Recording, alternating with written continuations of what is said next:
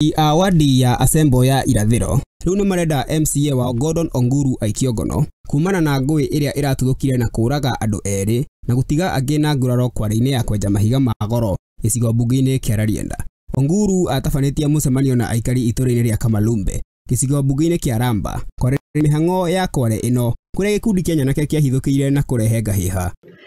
Juu sisi watoto wetu wanafanya kazi hapa, kama sio wema wa Mungu watoto wetu wangekufa juu ya MCA.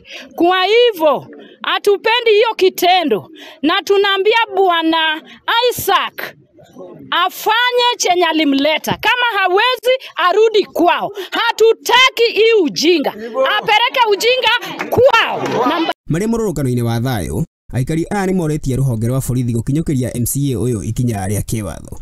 Our area MCA has failed us, has done something that has never happened in this place and it should never happen again anywhere else. So the stern action must be taken to our area MCA with those people who planned that meeting that he attended.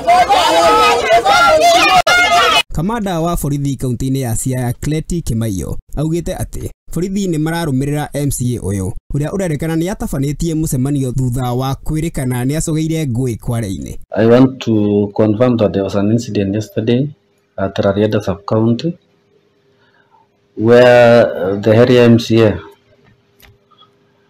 mobilized some youth to discuss issues of mining within a place known as Ramba.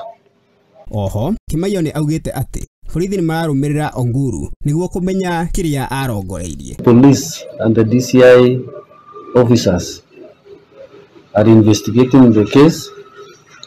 They are even looking for the MCA so that they can write a statement to tell us why he mobilized the youth and to explain again what was his intention in as far as those mining activities were concerned.